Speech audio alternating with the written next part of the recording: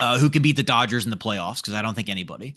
I had this thought because obviously, like we talked about, like the standings in the NL are so drastic that like it's basically just like, I feel like everybody in the NL is pretty good, but there are a few teams at the top. It's the Braves, the Brewers, and the Dodgers at the tops of their divisions. Nothing too out of the ordinary there. Um, my question to you is that like in a playoff series, which of those teams do you trust to be able to take it to the Dodgers and potentially beat them? So I think the only real competitors in like a NLCS type series would be the Brewers and the Braves. I lean more towards the Braves just because I think they have the bigger stars. I think they have better veterans. But realistically, it's the Brewers and the Braves. If the Brewers go up against them, you would need two great starts out of the Mizorowski, and then probably two great starts out of Kyle Harrison, and just pray that your offense can figure it out. But on the Braves side, I trust Acuna, Baldwin, Olson to get it done over Churio, Yelich, and whoever the Brewers feel like batting 3, 4, 5 in their lineup that day.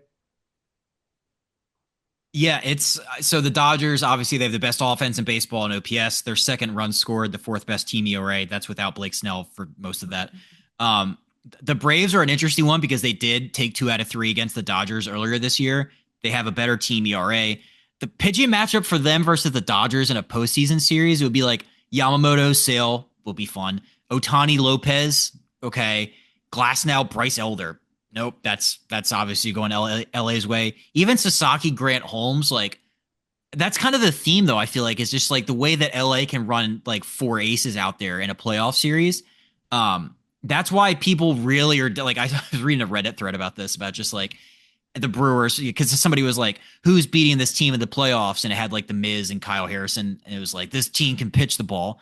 And it was like, yeah, but their offense. If you think back to the NLCS last year, they scored 4 runs in 4 games against the Dodgers. Um, so and also just like the way that the Brewers lineup's constructed, they're the third fewest homers in baseball. Where's the clutch 2 runners on? Where's the 3-run homer coming from in Milwaukee, Tucker?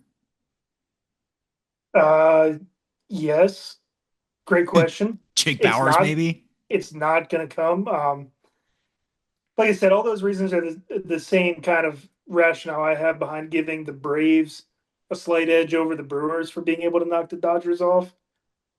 The Braves can hit homers and they can pitch. I think if the Braves really want to get serious, you have to try to bring in like another like number two, number three type starter at the deadline. But Scooble. yeah, if the Tigers will give him up, I mean, he'd be a great one. But the Dodgers want him too, so who knows? I did see that too. That would be hilarious. I also saw another take that the Brewers need to face the Dodgers in the NLDS instead of the NLCS because they would have a better shot in a shorter series because the Dodgers have 4 aces. So they're already like if we run it back NLCS 2.0, it's gonna be the same thing. It still feels like the Dodgers are more beatable this year than they were last year. Like Mookie Betts numbers are way down. Kyle Tucker's not looking great. I think he's got like 6 homers and like Yeah, he's bad. 30 RBIs, batting like 230. Pitchers are hurt. Bullpen's not elite. So, but if the Dodgers make it out of the NLCS to go to the World Series again, the Yankees AL wise, that's the only team that can knock them off. Mm-hmm. And 100%. we've Percent. already seen that story play out before. We know how it ends. Seen that movie? Yeah. It's crazy to like already be like thinking about like a playoff matchup in June, but sometimes things feel kind of inevitable.